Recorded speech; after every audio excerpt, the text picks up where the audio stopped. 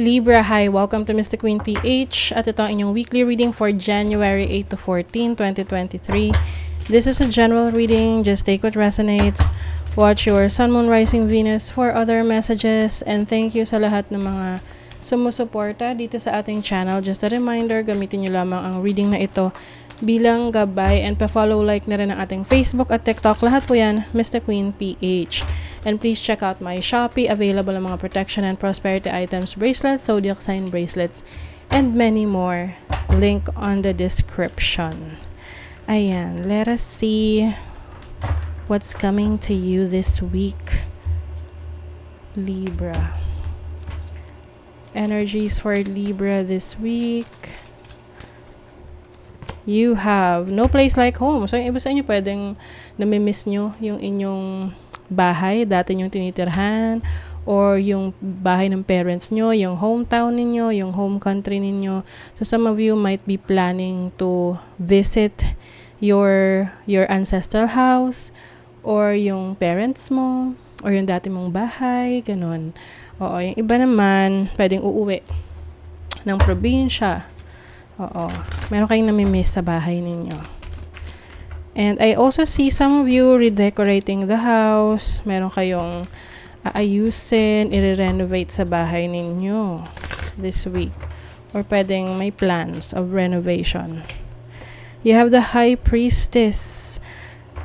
Okay, meron kayong mga awakening na na-experience ngayon. Yung parang feeling nyo may nagbabago sa inyo. Deep within you. It's more of a spiritual energy for you.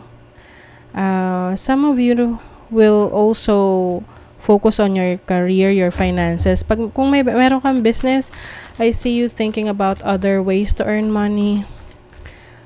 Ito yung tipong kahit successful na yung iba sa inyo, sa inyong career, sa trabaho ninyo, or sa business ninyo, meron pa rin pakiramdam nyo may kulang. Oo. Feeling nyo meron kayong kailangan pang i-explore, subukan. And then you have the Five of Pentacles. Maaring merong hihingi ng tulong sa inyo financially ngayong week na to. It can be someone na kamag-anak, mahal sa buhay, parents. Kaya kailangan yung bumalik or pumunta, ibisitahin yung dati nyong tinitirhan. And then you also have the Queen of Swords. I think yung iba sa inyo, you are trying to avoid other people. Meron ka mga iniiwasan. Mga tao na kinut off mo na sa buhay mo. Because some of them, they take advantage of your kindness. Meron dito na reveal sa'yo na hindi magandang intentions towards you. Just to take something from you, no? Parang may gustong kunin sa'yo. So, yung iba sa inyo, idinistansya nyo na yung sarili nyo sa mga tao na kinut off nyo na sa buhay ninyo. And you are also experiencing transformation, changes, major changes in your life. Na ikaw lang yung parang ini-involve mo. No? Wala kang ibang ini-involve na ibang tao dito sa pagbabago na gusto mong gawin sa buhay mo. Yeah, you have the Seven of Swords, no? Yung iba sa inyo talagang cheated on, no, niloko or tinake advantage. And now you are freeing yourself from that. Na-realize mo actually, medyo matagal-tagal bago mo to na-realize. Kumbaga napagtagpi-tagpi mo na lang. But I see you na overcoming this. At least you know your worth, you know what you want, and you are now focused on taking care of yourself. Oo, mas binibigyan mo ngayon ng attention yung iyong sarili, yung mental health mo. So, number 1 na inaalagaan mo ngayon yung sarili mo. Kaya yung iba, ina-isolate nyo yung sarili nyo. Yung talagang umiiwas. Although, kapag merong mga nangangailangan, willing ka na handa ka naman tumulong. Pero not to the point na you will give everything. Kasi you have learned a lot. Especially in terms of your resources, your money. Ayan, na somehow naabuso ng iba. You have the Sun in Pisces in the 12th house. Marami ka pang plano sa buhay mo. And I see you doing that by yourself . Oo. Like what I mentioned kanina, wala ka ibang ini-involve na ibang tao. Wala kang inaasahan na ibang tao but yourself. And you are very defensive rin sa mga naipundar mo, sa mga resources mo.